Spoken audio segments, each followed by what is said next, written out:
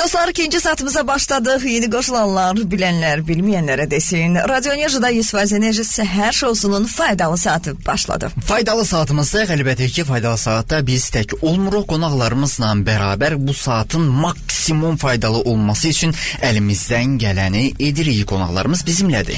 Bizimlədir Marlab marketinq konsultantı və direktor müavini Şəbnəm xanım Hübbətova. Eyni zamanda Leyla Couture brendinin dizayneri və icraçı direktoru Leyli Zalova. Xoş gəlmişsiniz, sabahınız xeyir olsun. Sabahınız xeyir olsun. Necəsiz, necə gəldiniz? Çox gözəl. Məndə çox yaxşı. Çox qəşəng. Tıxac var. Biraz tıxac var. Parkinglə bağlı biraz bir balaca problem yaşayır, amma bu həmişə olan bir şeydir. Hansı ərazilərdə parkinglə bağlı? Elə sizin ərazinizdə. Elə sizin ərazinizdə. Mən yer tapanda düşürəm. 2-3 dairə sevindiyimdən fırlanıram ki, yer tapmışam. Urra. Mən də deyirəm, hər sər gələndə niyə başın hərlənir? Bəxtiniz var imiş. Bu gün şanslı deyil. Yeri gəlmişkən birinci saatımızda soruşurduq dinləyicilərimizdən ki, bugün nə baş versə sizin üçün sürpriz olar. Eyni sualı sizə də verək. Nə baş versə sürpriz olar? Bugün nə baş versə, bugünün möcüzələri nə ola bilər bizə? Əslində hər şey möcüzə sayılır, amma təəccüblənmək və biraz daha şeydə biz fərqinə vardığımız məqamlar var. Yəni hansı ki bizim gözlənilməyimiz bir şeydir. Əslində gəndə qulaq asırdım, fikirləşdim ki 100% bu sualı verəcəklər. 100% radio enerjide sual verəcəklər. Fikirləşdim ki nə məni təəccübləndirə bilər və düşündüm ki bu saata ehtiyacım olan səyahətdir və birdən mənə desələr ki siz 2 nəfərlik səyahət tutmusunuz. Deyəcəm ki bir dəfə gedim gəlim, o ikinci adamı da yenə saxlayım, yenə gedim. Onun da yerinə özüm gedim gəlim. Niyə məhz 2 nəfərlik? 1 nəfərlik olmaz səyahət. Yox, onu dedim, izah elədim də. Bir dəfə gedib gəlim, sonra bir dəfə də gedib gəlim. Digərinin biletinə də göz dikir. Hansı ölkə? Qız-qıza səyahət o qədər maraqlı olur ki. Hansı ölkə istəyirsiniz? Hansı ölkəyə? Bu saat Barselonaya çox istəyirəm, İspaniyaya çox istəyirəm. O 2 nəfərlik bileti olanda birində mənə Barselona mənə sizə. Xəyallar və reallar. Azadlıq prospektinə. Tıxaclı. Sizi nə təəccübləndirə bilər? Nə sürpriz olar? Məni nə təəccübləndirə bilər? Yəqin ki, belə də səyahət təəccübləndirə bilər. Heç nə. Bilindi. Qadınlar mənə elə gəlir ki, çox sevir səyahəti. Mən də sizlə qatılacağım. Onda 3 nəfərlik bilet. Xahişim 3 nəfərlik bilet. Niyyət edirəm onu təzədən. Amin. Nömrəmiz ixtiyarınızdadır dostlar. Biz bugün qadın liderlər zirvəsindən danışacağıq. Mən hazırda özümü studiyada tək hesab edirəm. Baxmayaraq ki, Rüstəm oradadır. Çünki 3 gözəl xanımın əhatəsindəyəm, amma təklik mənim üçün xoşdur. Rüstəm, sən elə orada otur. Pozitiv enerjinizə görə hər üçünüzə təşəkkür edirəm. Rüstəm də orada bir xanımın əhatəsində oturub. Xanımlar burada boldu. Ona görə səsini çıxardım. Bir daha təşəkkür edirəm. Xoş gəlmisiniz. Qadın liderləri zirvəsi. Bir qədər mövzuya lap dərindən yanaşası olsaq, illər bundan öncə, nə bilim bir 15 il, 20 il bundan öncə bu ifadənin özü belə biraz qəribə səslənə bilərdi. Qadın liderlər zirvəsi. Amma günümüzdə maşallah olsun bizim xanımlarımız işgüzar, həvəskar, cəmiyyətin müxtəlif sahələrində fəaliyyət göstərirlər və bu adın günümüzdə bu qədər aktuallaşmasının hər hansı bir məqsədi, niyyəti var yoxsa yox? Aha. Yaxşı sual, kim birinci cavab verir? Siz həmişə ötürü ki, biz bir-birimizə baxırıq ki, kim birinci cavab verir. Sualları ümumi verəm, kim istəsə buyurub birinci cavablandıra bilər. Əslində çox dərin bir mənası var.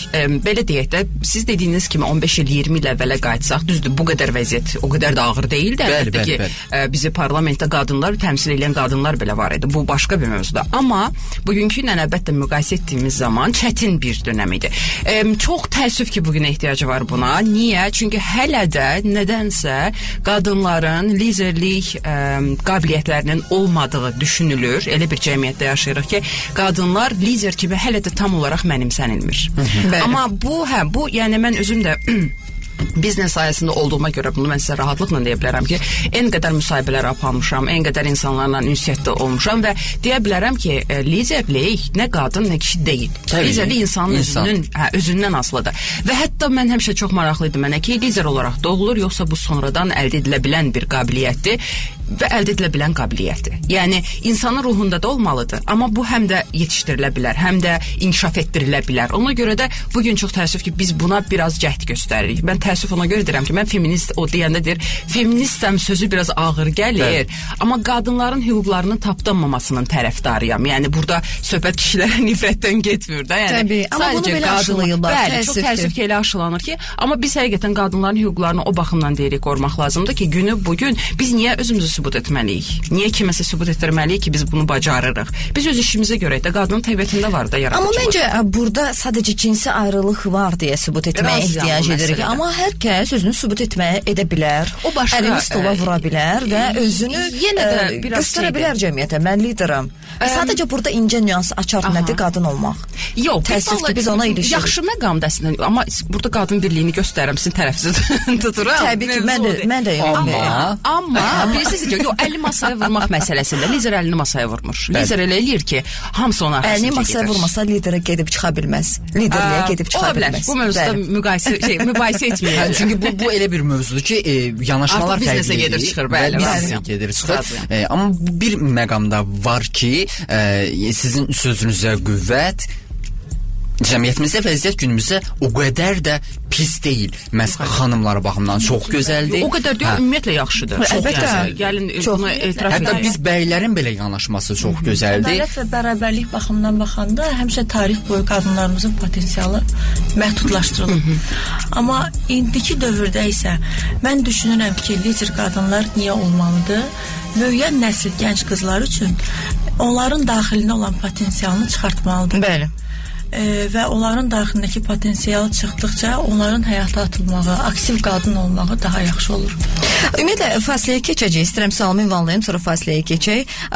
Bax, qeyd edirik ki, əvvəldən gələn bir fikir var. Məhdudiyyət var. Qadınlara qarşı onlarda o qadınlar bunu edə bilməz, qadınlara bu qadağandır və s. və axır bir çox. Bu fikirlər niyə formalaşıb? Burada əslində nədir məsələ? Niyə belə oldu ki, lap əvvəldən bugünə qədər? Bugün də məhz özümüzü sübut etmək məcburiyyətindəyik. Fasilədən sonra cavablandırarsınız. Təbii, reklama ayrılırıq. Reklamdan sonra bərabərik dostlar. Qadın liderləri zirvəsindən danışacağıq. Ətraflı olaraq digər məsələlərdən söhbət açacağıq. Qonaqlarımız bizimlədir. Suallarınız varsa yazın gəlsin. Fasilədən qayıtdıq Leylanın sualı ilə. Qadın liderləri zirvəsindən də danışırıq. Bu sözün özü belə bir adama böyük bir enerji verir. Qadın lider demək. Amma elə günümüzdə də və elə keçmişdən gələn bir fikir var ki, qadından lider olmaz, qadın bacarmaz, olmaz. Niyə bu fikirlər formalaşıb deyə müzakirə edək? Əslində biz bunu reklam fasiləsində etdik, məsələn, baxınız açımdır. Çox yaxşı, nə gözəl. Dinləyicilər üçün də bir bildirək ki, görə məsələ nədir? Aha, sadəcə olaraq sizcə qalıram belə ki, mən onu necə idi təkrar edeyim. Bir də məsələ belədir ki, bacarmaz söhbətindən daha çox, biz az əvvəl də danışdıq bunu, bacarmazdan daha çox olmaz olub. Yəni, lap qədimə gedib çıxır da bu tarixi məsələ, əvvəllər olub, nə bilim, ana xaqanlığı olub, sonra keçib ata xaqanlığa. Yəni, bu şeylərdən gedib lap qədimə çıxanda hər kəsin yanaşması, fəlsəfəsi, hər kəsin psixologiyası fərqlidir. Şərq ölkəsində ayrıdır, qərbdə ayrıdır. Sanki bəylər çox olub, qadınlar az olub və bu fikrin üstünə belə gediblər əməlli başlı. Qadınlar, fikir vermişsiniz, lap gedək belə çıxaq ibtidai icma quruluşuna tərəf gedib baxsaq belə, qadın neyniyirdi? Kişi gedirdi çöldə, ovulurdu təhlükələrlə, qadına gətirdi və qadın ailəni saxlayırdı. Yəni, nə bilim, o qoruyurdu. Yəni, qoruyucu kimi gedib də, daha çox qoruyucu obrazında olub. Və bu artıq bizim şüuraltımıza oturmuş bir şeydir. Yəni bu bizdən asılı olan bir şey deyil. Qadın dediyimiz zaman. Əslində mən dediyim nə gəlir? Təbii elə də o dövrə getsə, daş dövrünə gedib çıxsaq, ümumiyyətlə lap o dövrlərə gedib çıxsaq, bu işin axırına gedib çıxa bilmərik. Dövr dəyişir, amma hələ də bir fikir formalaşmayıb. Çünki əslində elə hər şey oradan başlayır. Bizim kodumuzdadır. Artıq bizə bizdən asılı bir növ dəyişdirməyi bacarmırıq sanki qadınlar olaraq. O deyirlər gen kodları var, yaddaşda olan. Məsələn, siz deyirlər ki, necə olur ki, sən oxuşursan, nənə oxuşursan, görmədiyin nənə oxuşursan. Biz bir dənə söz deyim, biz deyirik ki, çox üzr istəyirəm, biz deyirik ki, bacarmırıq. Yox, çox gözəl bacarırıq. Hələ 1918-ci il yaxın uzağa deyirəm, oradan bacarmışıq. Şəbnəm xanımın da dediyi kimi olmazı olar etdik, qadına səs vermə hüququ verdik. Bəli, əlbəttə. Ölkəydi ki, qadına səs hüququ İlk verildi. diplomat qadınımız bizim olub, Sara Xatun. Yəni ilklər olub, yəni olmaz artıq olub. Dövrümüzdə isə çox yaxşıdır və yaxın gələcəkdə də qadın liderləri zirvəsi keçiriləcək. Zirvənin mahiyyəti nədir? Qadınlar orada nədən danışacaqlar? Nəyi müzakirə edəcəklər? İdeya nədir? Və sair və ilaxır. Əlavə edim, yəni bəy buraxılacaqmı yoxsa yox orada müzakirələrə yoxsa? Aha. Keçən il mən qatılmışdım çünki var idi iştirakçılar arasında. Yəni spiker yox əlbəttə ki, çünki spikerlər hamısı xanımlardı, amma qonaqlar arasında bəli, bəylər də var. Bu yəni heç kim qatılmayacaq deyə bir şey yoxdur. Bilmirəm indi burada artıq təşkilatçılar daha dərin yaxşı bilər, amma orada elə bir bildiyim qədərilə elə bir qadağa yoxdur. Məncə də Mahiyyəti olmalıdır. ilə xan. Məncə də olmalıdır. Onlara bildirən lazımdır. Yox, oturun baxın görün Tədbirin söhbətlər. mahiyyəti odur ki, əsas tədbirə gələn, iştirak edən iştirakçılara onların bizim keçirdiyimiz hekayələr, motivasiyalarımız, qarşımıza hansı maneələr çıxıb, paneldə danışacağıq biznesdəki bizim rolumuz, biznesdə özümüzü necə aparmalıyıq ki, daha düzgün. Düzgün deməzdim, bəzən uğurlu, daha uğurlu necə aparmalıyıq. Və mən həmişə spiker olaraq danışanda düşünürəm ki, orada əyləşən iştirakçılara biz çox güclüyük deyəndə, onları mən düşünürəm ki, biz çox güclüyü onlara göstərməli deyilik. Biz birlikdə əl-ələ verib, biz onlarla bu yolu addımlamalıyıq. Güc birlikdədir prinsipi ilə. Güc birlikdədir, bəli, təbii ki. Bəlkə də Şəbnəm xanım da mən dəstəkləyər. Tam eyni necə var o nöqtəsinə vurdu. Doğrudan da elədi və hətta fikir versəniz logo belə təsadüfi seçilməyib qadın liderlər zirvəsinə. Oradakı o dairədir, üçbucaqdır, dördbucaqdır. Onların hər birinin bir mənası var və onların birləşməsi qadın. Bəli, onların hətta mənası da var idi. Mən sizə deyə bilərəm. Dairə qadının qlobal vizyonunu, üçbucaq onun inkişaf dinamikasını, kvadrat isə cəmiyyətdəki sarsılmaz yerini göstərir. O üçünün birləşməsi bir qadının obrazıdır və o bütün o güşəli görsənəndə qadınların birliyini göstərir. Yəni bu çox yaxşı bir seçimdir. Mən onun ilk dəfə təklif gələndə spiker kimi və sonra göndəriləndə mənə baxanda mən çox həyəcanlandım ki, nə gözəl. Yəni bu sadəcə qadınları toplayaq nəsə danışsınlar deyə təşkil edilməyib. Həqiqətən də Rafiq Naltaya, Feyzmar komandasına, Xədicə xanıma çox təşəkkür edirəm bu məsələdə ki, fəlsəfəsinə qədər ediniblər və bunu doğrudan da göstəriblər. Nədən danışılacaq deyəndə əslində Leyham da eyni şəkildə vurğuladı. Bu elə bir platformadır ki, bəlkə də sizin, yəni ümumi olaraq deyirəm, bizi dinləyən və yaxud da ki, bəy və yaxud da xanım fərqi yoxdur. Bugünə qədər axtardığı bir sual var və yaxud da bugünə qədər axtardığı bir cavab var, tapa bilmir. Orada kimsə o sualını və yaxud da o cavabını tapacaq. Kimsə doğru sual qoymağını tapacaq, kimsə doğru cavabını tapacaq. Nəsə götürəcək özünə. Ola bilməz ki, nəsə götürmədən çıxsın, getsin. Bildiyim qədərilə media, biznes, incəsənət və sair və laxır bütün sahələri əhatə edən və mart ayının 7-si Gülüstan Sarayında təşkil olunacaq. Tarixin də seçilməyi gözəl tarixdir. Bizi kişilərin daha çox sevdiyi bir tarixdir. Xərcə düşdük. Yox, mən şəxsən 7 martın axşamı xərcə düşürsünüz. Mən şəxsən elə düşünmürəm, çünki öz subyektiv fikrimdir. Bir qadının təbəssümü, bir qadından bunu etməm mənim üçün çox xoşdur. Xərc deyil, yəni o mənada etiraf edirəm. Allah. Yəni mən gözəl bir təbrik olar məncə bura bilet almaq yox. Çox qəşəng, yaxşı idi. Çox xoşuma gəldi. Düzdür, hörmətli bəylər, əgər xanımlara yaxşı bir hədiyyə axtarsınızsa 7 martda, 8 martda eyniliyinə şərait yaratmaq istəyirsinizsə. Yəni hər bir xanım istəyirsinizsə, o bəylər istəyirsə, bax belə bir problem də var. Öz xanımlarına istəyirsən, niyə bəylərə belə yanaşırsan? Çünki qadın işləyəndə bir ailədə bəydən üstə biraz çıxmağa çalışanda kişi onu istəmir. Çıxmamalıdır da. Hər kişi qadının yox, çıxmamaq və yaxud da deyil. Bu ailə varsa, orada ortaq nə olur? Qadın və kişi olur. O demək ki, hər iki tərəfdə qorunmalıdır. Kimsə üstün oldu, kimsə aşağıda oldu, kimsə görünmədi, kimsə göründü söhbəti deyil. Bir şey varsa, bir mətbəxə giriləcəksə 2 nəfər də girə bilər, 1 nəfər də girə bilər. Nəysə bir yük varsa qaldırılası 1 nəfər də qaldıra bilər, 2 nəfər. Bu artıq onların özünün daxilində olan prosesdir ki, onu mən heç tərəfdarı deyiləm ki, kənara yansısın. Mən reklamda bir hadisəni danışacağam. Efirdə indi danışsam bunun vaxt çox gedəcək və şəxsən sizin fikriniz mənə maraqlıdır deyə reklamda bir məsələni müzakirə edəcəm. edərik. Buyur. Ümumiyyətlə sual ünvanlamaq istəyirdim ki, bax məsələn qadınlar liderləri zirvəsinə gələn xanımlardan adətən bu artıq ikinci olmalıdır da. Bəli, ikinci qadın liderlər zirvəsidir. Keçən o təşkilatçılıqdan keçənlərdən, feedbacklərdən qadınlarda ən çox sizcə nə çatmırmış? Bildiyim qədərilə iş prinsiplərində çətinlik çəkirlər. Aha, buyurun. Startaplarda adətən bu olur. Onları bəzən düşünürlər ki, motivasiya lazımdır. Spikerlər orada çıxsın, motivasiya eləsin. Siz bunu bacaracaqsınız. Qorxma demək lazımdır. Amma motivasiya da anlıq bir hissdir də.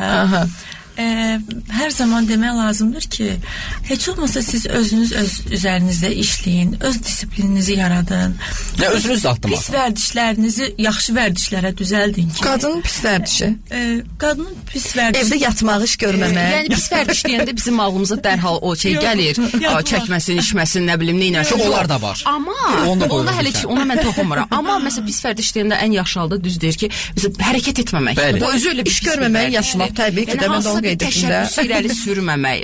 Yox, mən kimdir mənim ideyamdan maraqlanan deməyin özü belə pis vərdişdir. Yəni onu düşünmək belə pis vərdiş. O artıq uduzmaqdır, 1-0 geridə başlamaqdır. Nadir adlı dinləyicimiz yazır ki, salamlayıram sizi, biz sizi salamlayırıq. Deyir, o zirvə keçirilsə kişilər üçün yaxşı olacaq.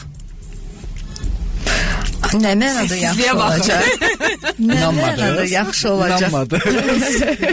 Niyə bir bəy elə mesaj yazan nəsə? İnanırıq. O məsələ o deyil, amma niyə elə düşünür, o maraqlıdır. Hə, bu tərəfi maraqlıdır. Onu da yazsa, göndərsə niyə görə. biz Amma dırnaq arasında yazmayıb, yaxşını. O dırnaq arasında unudub ona görə. O ikili fikirlə yazıb. Yox, dinləyici yazır, yəni. Mən pozitiv baxıram, açığı. Mən pozitiv baxıram və kifayət qədər. Mən pozitiv baxmadım bu işə. Qadın liderlər zirvəsini təşkil edən Rafiq Ünaltay bir bəydir də. Yəni belə o necə ikili yanaşmanın eləsində bunu. Məsələn, onun kimi düşünən insanlar da var ətrafımda. Məsələn, mənim özümün çalışdığım Marlab şirkətinin rəhbəri. Bizdə marketinq təlimlərində, məsələn, dünən mən hələ bir M1 qrupunu təhvil verdim, artıq 5 dərsimi bitirdim. Hamısı 8-9 nəfərin hamısı xanımlardır. Və o özü belə o proqramlar da kifayət qədər büdcəli proqramlardır da və o proqramlara təqaüd proqram edib sırf xanımlar təhsil ala bilsin deyə. Yəni bu belə insanlar varsa belə bu artıq bu qadın kişi söhbəti məncə yığışmalıdır ki, digərləri bu söhbəti eləməyə utansın. Bir nümunəni deyəcəm. Təbii ki, təklif gəldi. Ən yaxşı halda, düzdürmü? Bax biz efirdə bunu müzakirə edirik də. Bizim prodüserimiz də bəydir. Mən də bir bəy olaraq buradayam və biz bu məsələni qadın liderlər zirvəsini 2 bəy olaraq təxminən bir həftəyə yaxında müzakirə edirik, düzdürmü? Danışırıq bu baxımdan və bizim bu müzakirəmizdə hələ bir dəfə də olsun, tam səmimi deyirəm, bir negativ cümlə olmuyor bizim aramızda. Və bu o demək deyil ki, bəylərin hamısı belə düşünür, yox, var. Xanımların da arası sən elə bilirsən ki, ya xanımların hamısı bunu dəstəkləyir. Yox, səhv deyirəmsə deyin ki, səhv deyirsən. Ümumiyyətlə bütün mövzularda əks cinslər bir-birini dəstəkləyəni də var, dəstəkləməyəni də var. Bu məlum məsələdir, təbii ki. Yəni bəylərin xüsusi qadınların liderlik zirvəsini dəstəkləməsi ekstra bir jestdir. Və bu belə də olmalıdır. Belə də olmalıdır. Bəli. Ayrılaq fasiləyə, ondan sonra bir yerdəyik. Fikirləriniz varsa yazın gəlsin. Başladı. Fasilə müddətində o qədər maraqlı müzakirələrimiz oldu ki, təəssüf ki, biz bunu efirə daşıya bilmirik. Niyə? Çünki vaxtımız azdır. Dinləyicimiz yazır ki, qadınlar kişilərin tacıdır, güzgüsüdür, qadınları dəstəkləyirik. Bu da növbəti bir bəy mesajıdır. Nömrəsini dediyim 74-77. Təşəkkür edirik. Sualım var yoxsa davam edim? Geri dönüşlər haqqında, iş haqqında əsasən nə lazım imiş? Keçən dəfə kim artıq tədbirdən sonra hansı qərara gəlmisiniz ki, bugün onları dəyişik formada təqdim edək və bu şəraitləri yaradaq? Bayaq da qeyd elədiyim kimi düşünürəm ki, orada spikerlər danışarkən cəmiyyət həmişə bizdən əla olmağı, hər şeyi yaxşı eləməyi tələb eləyir də. Amma bir adam startup əgər kimsə bir yeni biznes qurursa, yeni bir hobiyə başlayırsa, özü üçün nəsə bir şərait yaradır, bir təkmilləşmə addımı atırsa, hər şeyin yaxşısını eləmək məcburiyyətində deyil. Biz hər şeyin yaxşısını eləyərək bu yerlərə gəlməmişik ki, lider olmamışıq ki. Biz səhvlər eləmişik, elədiyimiz səhvlərdən yorulmuşuq, bəzən bezmişik, bəzən ağlamışıq. Təcrübə. Səhv etdiyini bilməyənlər var heç, onlar başqa dünyadır. Fərqinə varmadan elə də gedir. Ən təhlükəli insanlar. Bəli. Səhv edərək öyrənmək ən gözəldir, inanın ki. Mən bunu bütün öz bizneslərimdə görmüşəm. Səhv edərək, hər zaman səhv edərək öyrənmək olmur. Uçuruma doğru gedirsən. Bir yerdə bilməlisən ki, Şəbnəm xanıma sualı ünvanlayacağam ki, səhv edə hara qədər? Əgər bir dəfə səhv edirsənsə, bu çox yaxşı bir təcrübə olur. İkinci dəfə səhv edirsənsə, bu artıq axmaqlığında eləyirsən. Yəni bu səhvi bir dəfə də eləyirsən eyni şəkildə. Baxmamısan. Əgər o təcrübədən dərs çıxara bilmisənsə, əlbəttə ki, bu mənim şəxsi fikrimdir. Təbii ki, kiməsə deməklə deyil, amma birinci dəfə yaxşı təcrübə olubsa və sən dərs götürmüsənsə, bu artıq səhv deyil. Çox yaxşı bir təcrübədir. Doğru yolu göstərən bir təcrübədir. Amma səhv edə gedirsənsə, demək ki, hardasa problem var. Dayanmaq lazımdır və baxmaq lazımdır. Burada ya ego önə çıxır ki, yox, mən düz gedirəm. Heç kimə qulaq asmadan yenə eyni hərəkətləri etmək, eyni addımları atmaq, bu biznesə də aid olan bir şeydir, şəxsi həyata da aid olan bir şeydir. Amma bir dayanmaq lazımdır, bir durmaq lazımdır. Bir mən niyə edirəm? Bu mənə nə verəcək? Yəni mən niyə səhv edirəm? Harda səhv edirəm? Bir bunu düşünmək lazımdır. İkinci dəfə evlənmək kimi. Siz niyə gətirib söhbəti çıxartdınız cəmiyyət söhbətinə? Özümdə bir buyurun. İstəyirəm sözü kəsirəm. Bir Dəbli Baku deyə bir markamız var. Bəlkə Bəli. Bu marka Azərbaycanda reklam xarakterli deyil, sadəcə orada keçirdiyim bir təcrübəni danışmaq istəyirəm. Biz burada çox böyük səhvlər eləyə başladıq. Və bu səhvləri eləyə bu elə bir biznes idi ki, Azərbaycanda elə bir təcrübəli bir adam yox idi ki, gətirək bizi ora qoyaq deyək ki, bizi öyrət, biz bu addımları necə ataq burada. İstər marketinq, istər satış, istər dizayn, istehsalat, hər bir şeyi özümüz eləyirdik, hər bir şeyi. Və səhvlər eləyə bu marka özünü 5 ildə gelişdirdi. Mən niyə deyirəm səhv eləmək lazımdır? Çünki bizim yaratdığımız bu sistem heç bir yerdə yox idi ki, bizə kimsə gəlib öyrətsin ki, əlimdən tutsun ki, gəl bu yolu gedək, mən bu yolu belə getmişdim. Mən bir söz deyim, orada neçə nəfər idiniz? Orada 2 nəfər idi. Sadəcə 2 nəfərə səhv eləyə gəlmisiniz. 2 nəfərə səhv eləyə gəldik və sonda biz ən düz yolu tapdıq. Niyə? Çünki işin mətbəxində özümüz idik və işin mətbəxinə girmədən o səhvləri görmək olmur. İşin mətbəxinə girirsən və sizcə burada işin peşəkarlığı sözünü demirmi? Peşəkarlığı təbii ki sözünü deyir, amma o peşəkar olmaq üçün işləmək lazımdır da. İşləmək lazımdır. O səhv onsuz da olacaq. Səhv onsuz da olacaq. Amma elə bizneslər var ki, onlar yeni ideyalardır və onlarda səhv eləməmək mümkün deyil. Və o səhvi elədikcə sən görürsən ki, yox, bu işin öhdəsindən gələ bilərsən. Və ona görə mən bunu motivasiya ruhlu demirəm. Demirəm ki, həmişə səhv eləyin və yaxud da qalxacaqsınız. O girişimcilər danışır bəzən öz həyat hekayəsini. Demirəm ki, səhv eləyin. Amma səhvdən qorxmayın. Səhvdən də qorxmayın. Şəbnəm xanımın əlavəsi var, buyurun. Maraqlı məqamı vurğulandı. Əslində razıyam. Yeni işə başlayanda səhv tamamilə normal bir şeydir. Bu heç kimi motivasiyadan salmasın ki, mən bacarmadım və yaxud hətta bunun qorxusundan addım atmayanlar var ki, işimi qurmayım ki, yox, məndə alınmayacaq, ətrafda güləcək. Məsələ belə deyil. Sadəcə burada belə bir məsələ var. Siz dediniz ki, işin marketinq tərəfini də, nə bilim, mətbəx tərəfini də özümüz eləyirdik. Bunun üçün fərqli peşəkarlar var. İndi öz tərəfimə qaytarıram. Mən neçə nəfərdə ona görə soruşdum. Boşuna soruşmadım. Neçə nəfərdir? Baxın, dayanmadan səhv etmək, mən kobud şəkildə dedim, axmaqlıqda, amma nə mənada deyirəm bunu? Yəni heç kim inciməsin. Pul itkisidir, vaxt itkisidir, insandakı əsəbəli, səhhətindən gedir, insan özünə.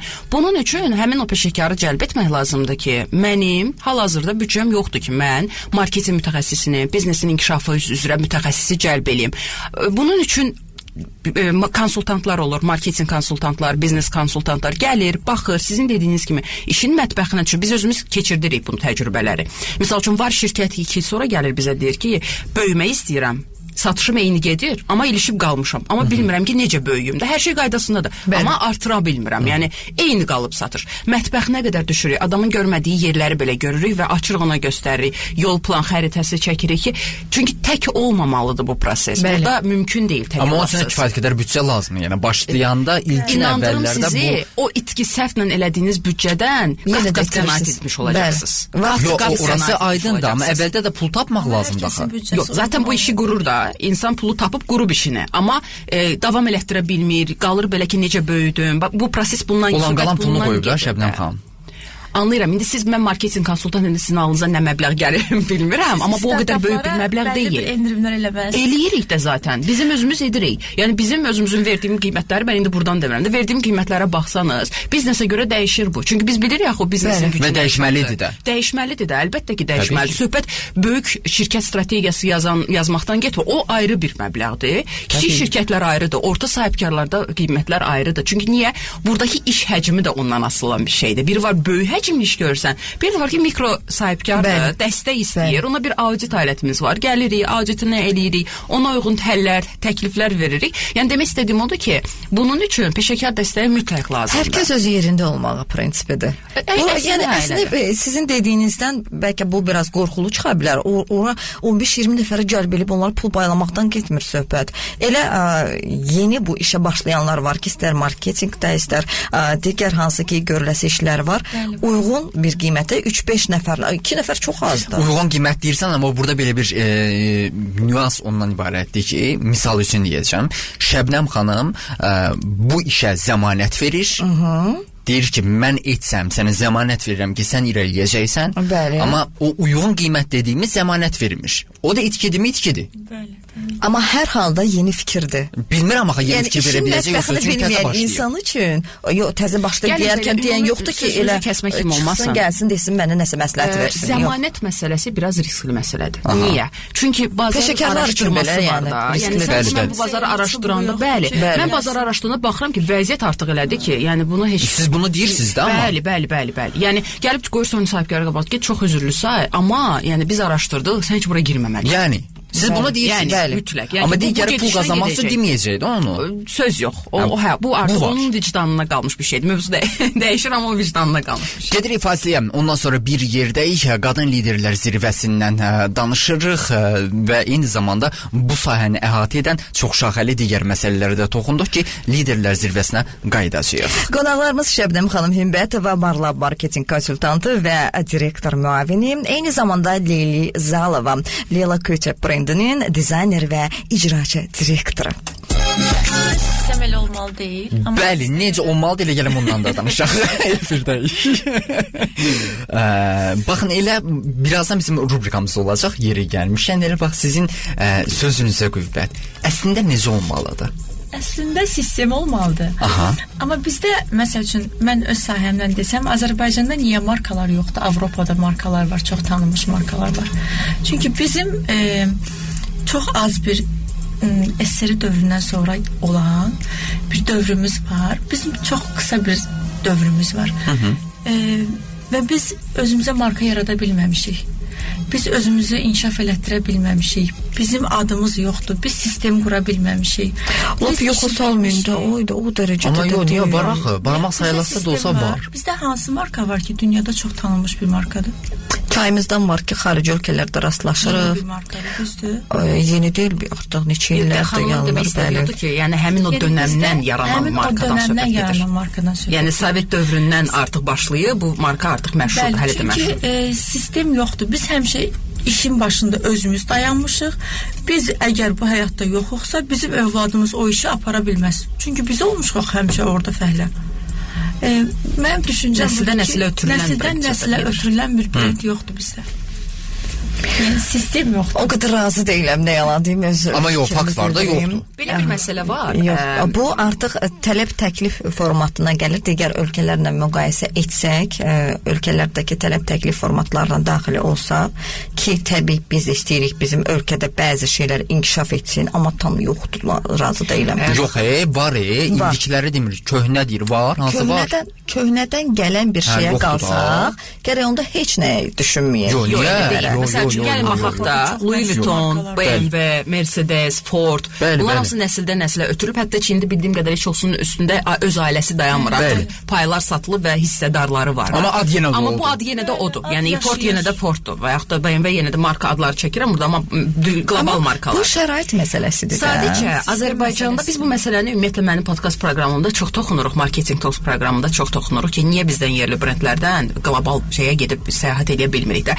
Bizdə hələ brend brend anlayışı belə yenidir. Yəni bu şey yox, bizdə satış olub. Yəni sadəcə satış olsun, pul qazansın, o pul harasa yatırılsın. Şərait məsələsi. Bizə ki brend deyəndə paltar ağlımıza gəlir. Yəni hələ ki oldu. Yəni marketinq deyəndə market ağlınıza gələn insanlar idik hər birimiz. Az sonradan dəyişməyə başladı artıq. Yəni marketinq nədir, başqalaşma nədir? Yəni həqiqətən də kimsə deyir mən marketinqdə işləyirəm, insanlarda fikir formalaşır, marketdə işləyir bu insan. Mən hələ lap əvvəldən söhbət edirəm. Heç o proqram IT-ləri deyəndə ancaq kompüterdə oynayan bəli, şey var idi ki, işə götür kompüteri bilir. Yəni bu kompüteri bilir nəyini bilir, yandırıb söndürməyi bilir, yoxsa içində hansı proqram yazır. 2020-ci ildə pandemiyadan sonra artıq şirkətlər brend anlayışını daha da dərinə düşməyə çalışdılar ki, bir dəqiqə pandemiya oldu, mən reklamlar çəkildi, hər kəs çəkildi, satış elə bir anlıq dayanmış kimi oldu da bir müddət. Həmin anda şirkətlər daha da fərqinə vardı ki, mən müştərinin yanında olmalıyam, ağlında olmalıyam, hər cəhətdə. Bu ki belə situasiya yarananda da yadından çıxmır. Bəli. Yəni marketinq özü dünyada çox qədimi bir şey olsa da Azərbaycanda çox yeni bir bunun ona görə Azərbaycanda sahəsiz mütəxəssislərin sayını, yəni en qədər sayı deyə bilmərik. İndi üçün bəli, mütəxəssislər çoxdur, amma lap peşəkarlarından danışsa çox azdır bu. Və o peşəkarların sayı artacaq məncə. 100% artacaq. Çünki təhsili var. Bəli, bizim özümüzdə ilə tələb var, hansı ki istəyirsən onu 8-9 nəfər eyni anda şeyə başlayır, marketinq təlimlərinə başlayır. Hələ biz bu 3 aylıq proqramda da hər ay bu başlayırsa düşünün nə qədər insan qoşulmuş olur. Özdə daha çox da xanımlardır. Qaytarıram söhbətə, qadın necələr zirvəsə, qəşəng. Yerə gəlmişkən, yəqin ki bu barədə düşünmüsüz. Bilmirəm danışmısınız yoxsa yox, yəqin ki düşünmüsüz. Satışı xanımlar daha yaxşı bacarır yoxsa bəylər sizcə? Təbii ki xanımlar. Mən bölməzdim cinsə. Mən bölməzdim. Bu insan özünün danışığından, satma qabiliyyətindən, yəni inkişaf elətdirə bilə var. Adam var deyir, mən sata bilərəm, adam var deyir, mən çox razıyam. Bəli. Məsələn, mən həmişə deyirəm ki, mən satışı bacarmıram. Amma mən danışığımla öz işimi elə təqdim edirəm, bu satır avtomatik. Amma mütləq ki, təbii bəylərin, xanımların öz etdikləri sahələri var ki, həqiqətən bəylər o sahədə daha peşəkardır, qadınlar da bu sahədə daha peşəkardır. Var belə bir şey. Var. Məsələn, mən düşünürəm bir balaca idarə etmə prinsipləri. Çünki qadınlar emosional düşünürlər, emosional duyğulara qapılırlar qərar qəbul edərkən, amma kişilərdə bu rasionallıqdır və qərar qəbul edərkən rasional formada soyuqqanlılıqla qərar verə bilirlər. Mən səhv etmirəmsə, yalan demiş olmayım, qlobalda artıq belə bir statistika çıxıbdı ki, emosional qərar vermə daha yaxşıdır. Daha yaxşıdır, bəli. Bəli, o haqda məlumatım var. Bəli, var. Söhbət təkcə bunun qadın tərəfindən, kişi tərəfindən getmir. Ümumi olaraq emosional qərar vermədən söhbət gedirdi. Mən yadımdaydı, bizim bir verilişimiz vardı və orada bir qonağıma da mən də bu sual verdim və adam o qədər danışdı ki, emosional qərar yaxşıdır, budur və axırda gəldim sual verdim. Yine demək istəyirsiniz ki, indi yəni qadınlar emosional lider olar yoxsa yox? Güldü ki, siz məni şeyə salmaq istəyirsiniz, yəni işə salmaq istəyirsiniz. Hətta belə bir bəli, elədir. Yəni sadəcə qadınlarda daha çox emosionallıq olaraq düşünülür. Biz bərabər düşünürük də. Yəni bu var IQ var, bir də var deyir EQ, emosional şey tərəfdə. Yəni bu da artıq biznes özü yaradıcı bir şeydir. Yəni siz yaradıcı ola bilməzsiniz. Mən sadəcə bunu 3 manata satıram deyil. Bunu əvvəl idi o 3 manata satıram. Al bu qələmi, bunu mənə sat deyil artıq. Ay sağ ol. Ya o dövrə keçmiş. Amma gəlin qəbul edək ki, etiraf edək ki, gəlir məsələn qələmi satmaq istəyirsən, qadın emosiyalarla qərar verən zamanı qeyd edirəm. Adam çox özünü yəni emosiyalarına qapdırır səni ki, sənin ona yazığın gəlir. Qadın olaraq axıb digərini düşünmürsən. Və sən və ilaxır. Cidden. Bu məsələ tək qələmdə deyil, bir çox qərarlardadır. Tutaq ki, işçi uğurlu deyil və sən onu işdən çıxartmaq qərarını verməlisən. Və o zaman onun qadın olaraq yanaşırsan, həyatına artıq bir növ baxırsan, xasiyyətinə baxırsan, yaşadığı dövrə baxırsan. Bu istərsiniz bizim qəlbimizdə olan bir şeydir. Anladım, sizin nə deyirsiniz? O formatda. Amma bəli, əsl lider. Elə olmamalıdır. Bəli, təbii məlum məsələdir. Tək biznes yox, elə işdə də. Əgər bir lider, istəyir qadın olsun, istəyir kişi olsun, rəhbər, istəyir qadın olsun, istəyir kişi olsun. Çıxartmaq istəyirsə çıxartsın. Bəli. Əgər haqsız deyilsə, bəli. Bilirsiniz nəyə görə? Təbii. Ona görə ki, əvvəl axır yenə o öz fikrinə qayıdacaq və deyəcək ki, kaş elə görə onu Əvvəldən da eləyəydim. edərdim. Buna elə Bəli. gəlibsə, Emosional haqlısansa olmalı çıxar olur. yersən. Ən yaxşı alıcılar emosional alıcılar olur. Bir də ən yaxşı qərarlar da indi mən də oxumuşam onu. Emosional qərarlar bilirsiniz nəyə görədir? Anda qalmaq məsələsi var. Həmin anda emosional qərar verirsən və anı yaşayırsan. Hisslər yanıltmır axı bir çox hallarda. Bizim bir rubrikamız var. Olub olmayıb adlanır bu rubrikamız. Biz sizə suallar ünvanlayırıq. Siz də cavabında yalnız və yalnız olub ya da olmayıb deyə bilərsiniz. Başqa cavab qəbul olunmur. Düşünmək üçün 1 saniyə vaxtınız var. Hazırsa başlayaq. Başlayacağıq. Şəbnəm xanımla. Aha, yaş. Başlayaq mı? Başlayaq. Amma növbə ilə. Şəbnəm xanım cavab verir, daha sonra siz. Görürsən olub olmayıb. Bunu ancaq mən bacararam riskini alıb. Uğursuz olduğunuz olub olmayıb. Olub. Sizdə? Olub. Başqaları tərəfindən əvvəldə ciddi qəbul edilmədiyiniz olub olmayıb. Olub. Olub. Çox təəssüf. Yox demək çətin gəlsə də yenə də dediyiniz olub olmayıb. Olmayıb. Olub. Nə gözəl. Hansısa bir uğuru özündən çox razıdır deməsinlər deyə gizlətdiyiniz olub olmayıb. Olub. Aa, niyə yəni? Bu ayda heç qəbul olmur. ağlamaqdır. Çox təəssüf. Kimisə dinlənmədiyini, kiminsə sizi dinləmədiyini görüb səsinizi qaldırdığınız olub olmayıb. Olublar. Olublar. Olub. Məhz qadın olduğunuz üçün üstünlüyü qazandığınızı hiss etdiyiniz olub olmayıb. Olub. Etiraf nə gözəl. Olmayıb. Səhv etdiyinizi etiraf etdiyiniz olub olmayıb. Olub. Olmalıdır. Ən gözəl sizcə. Uzandı getdi olub. Bəzi görüşlərdə maskadan istifadə etməyə məcbur qaldığınız olub olmayıb. Olub. Olub. Səbəbsiz tənqid olunub sustuğunuz olub olmayıb. Olmayıb. Çox xahiş edirəm olmayıb deyin. Olmayıb. Heç elə şey olar. Amma deməyin də tərzi var da yəqin ki. İndi onun deməyinin də tərzindən asılıdır. Onu deyəcəkdim. Yo, amma yəni tənqid elə də Yəni Necə salam, necə salam, elə də salam. sizdə. Olub. Amma sizdə sakit olub deyəsən. Dərin olub çox. Və Sonda sonuncu. sən Mənlik deyil deyib geri çəkildiyiniz necə? Olub olmayıb. Olmayıb. Olmayıb. Çox təəssüf. Əslində biz bunu biraz Niyə belə şey kimi qəbul edirik. Bilmirəm söhbətini deyə bilmirik də. Yəni Yo, əslində Bazarmır. bunu biz bax bu qadınların bir səhv etdiyi bir nöqtədir də. Ümumiyyətlə Azərbaycanlı olaraq biz bilmirəm sözünü işlətmirik. Ola Həmişə bilər nəyisə ki, bilməliyik. hə, mənlik deyil deyib geri durmaq lazımdır o işdə uğursuz olmaqdansa. Əlbəttə söz yox, amma burada çox siz nəyə görə deyirəm onu?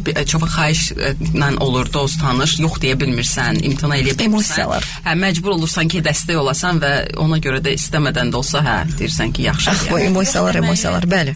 Bacarmaq. Demək üçün özümü çox tərbiyə eləmişəm. Alınıb. Alınıb. Ay nə gözəl. Yox demək çox gözəl bir şeydir. Yeri gəlmişkən hazırda siz bizə desəz ki, gəlin müzakirəmizi davam etdirək, mən təəssüf ki, yox deyəcəm. Demədik amma. Çünki vaxtımız yekunlaşır. Gəldiyiniz üçün Şəbnəm xanım, Leyla xanım çox sağ olun. Uğur olsun. Uğur hər zaman sizi qara-qara izləsin. Bundan başqa məncə gözəl bir şey. Allah, qara. Nə maraqlı sözdür. Təşəkkür billah, çox sağ olun. Çox sağ olun, yaxşı ki gəldiniz, yaxşı ki suallarımıza cavab verdiniz. Səmimi söhbətinizə görə çox sağ olun və bu arada Qadınlar Liderlər Zirvəsində bütün qadınlarımıza uğur arzu edirəm. Dostlar, yeni ayda eşidilmək ümidi ilə 2 fevral Gənclər Günündə 100% enerji səhər olsun da mən Rəfail və o Leyla sizi salamlayacağıq. Özünüzə yaxşı baxın. Bugünlük hələlik.